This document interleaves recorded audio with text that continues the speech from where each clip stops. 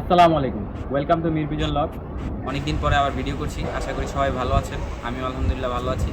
আজকে অনেক দিন পরে যেহেতু ভিডিও করতেছি, আজকে একটা নতুন বিষয় নিয়ে কথা বলবো। অনেক ইম্পর্টেন্ট একটা বিষয় নিয়ে কথা বলবো।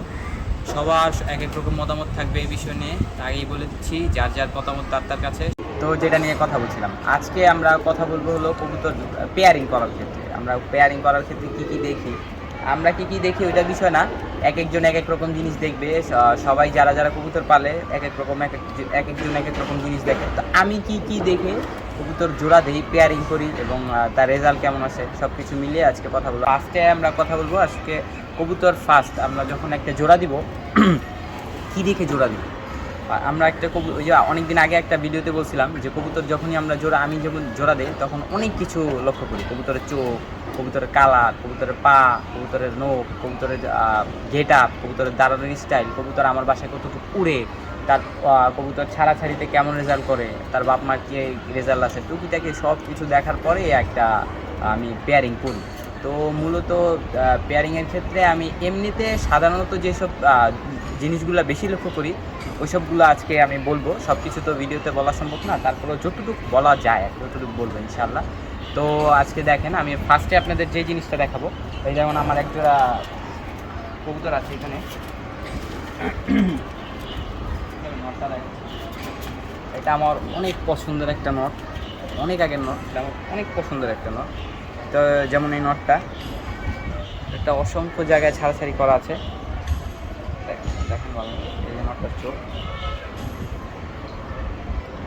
নটটার চোখ, এই যে নটটার পাক, নটটার বাল, নটটার বডি ফিটনেসও অনেক বড় সাইজ, বড়ি সাইজের একটা নট। যেমন যেমন বাসায় যেমন উঠতো, আর এখন তো আমি কবুতর ছাড়াছাড়ি কিছুদিন বন্ধ আছে ছাদ চেঞ্জ করার ফলে, কিন্তু কবুতরটা যেমন উঠতো তেমন রেসিং ক্যাপাবিলিটিও অনেক ভালো। তো এটা দিয়েই দেখাচ্ছি আমি আসলে কি কি পছন্দ দেখি। যেমন প্রথমে আমি একটা কবুতর ধরলে কবুতরের বডি ফিটনেস, কবুতরের সাইজ দেখি। কবুতরের যেমন নটটার অনেক সাইজ বড়, ভালো একটা সাইজের কবুতর। তো আমি যদি এটার সাথে বাচ্চা কাচ্চা ভালো করতে চাই তো অবশ্যই আমি ওরকম একটা ভালো সাইজের কবুতরই দিতে হবে। কবুতরটা অনেক শক্তপোক্ত কবুতর, শক্তপোক্ত কবুতর। আমি যেটা দেখি ফার্স্ট হলো পাখা। এই যে পাখাটা আমি বের করি, আমি একটা ভিডিওতে বলছিলাম পাখা একটু একটু ক্লোজ আপ দেখাও। পাখার গঠনটা দেখেন, কোনো ফাঁকা টাকা থাকবে না, একদম সুন্দর। কবুতরটা ধরে রাখা অনেক টাফ।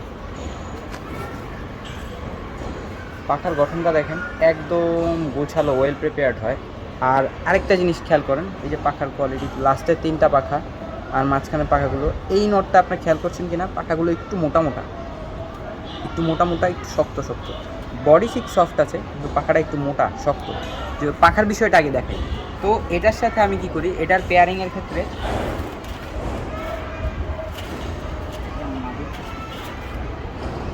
সুন্দরী মাদি। তো আর এটার মাদিটা দেখে যে আমি কি একটা যে মাদির সাথে এটার সাথে পেয়ার করছি, তো এটার সাথে আমি যে মাদিটা দিছি, এই যে আমি একটা সুন্দরী মাদি দিছি, এটার সাইজও মার্শাল্লাহ অনেক বড়, বড় সাইজের মাদিটা। এটা আমার বাসা খুব ভালো উঠতো, ছাড়া ছেড়ে অনেক ভালো। তো মাদিটার এই যে পাখাটা দেখেন, যেটা মূলত পাখা দেখাচ্ছিলাম ওটা দেখেন, এই দেখেন পাখাটা দেখেন। পাখাটা যেমন প্রিপেয়ার্ড, এখনও 2 দশকে ক্লিয়ার, তো পাখা জড়তেছে, মল্টিং আছে। এই পাশেরটা দেখাই তাহলে হয়তো বসে তো চলতেছে। এই যে পাখাটা দেখেন, যেটা আমি দেখাচ্ছি, এইটার পাখাটা দেখেন একটু চিকন, এটার পাখাটা একটু চিকন, লম্বা লম্বা টাইপের, একটু বাঁকা টাইপের।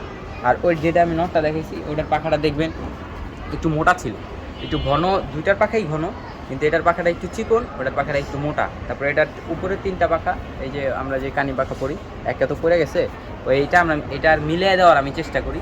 আর সবচেয়ে ফার্স্ট আমি দেখি হলো পাখাটা।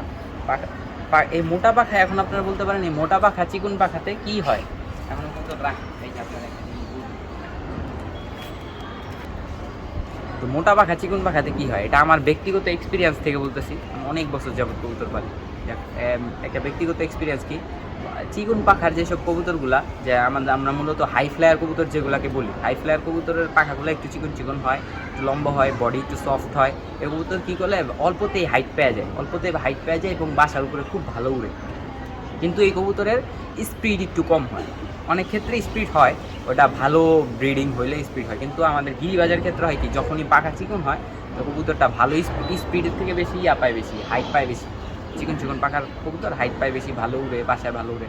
আর কবুতরের পাখার যেগুলো আসে মোটা, একটু হালকা মোটা মোটা মোটা পাখার যে কবুতরগুলো, আমার ব্যক্তিগত এক্সপিরিয়েন্সে এই কবুতর আমি দেখছি যে স্পিড বেশি, অনেক স্পিড বেশি হয়, দৌড়ায় বেশি, রেসিং ক্যাপাবিলিটি বেশি থাকে।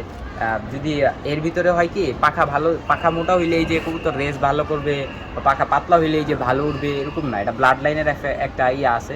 কিন্তু ভালো কবুতরের ক্ষেত্রে যখন আপনি যে পাখা মোটা চিকন দেখবেন, তখন দেখবেন যে ভালো একটা জাত, আপনার জাতের ভালো একটা জাত আপডেট করতে চাচ্ছেন, তো ওই জাতটা আপনার বাসা অনেক ভালো উড়ে, কিন্তু রেসে দিলে এই কবুতরটা আপনার বাসায় আসতেছে না। তখন আপনি কি করতে পারেন, তখন আমি যেটা করি, তখন সবাই আশা করি এটাই করে, অনেকে এটা করে, আবার অনেকে অন্যরকম মেথড ইউজ করে, 3 পাখা, কোনার 3 পাখা দেখে করে।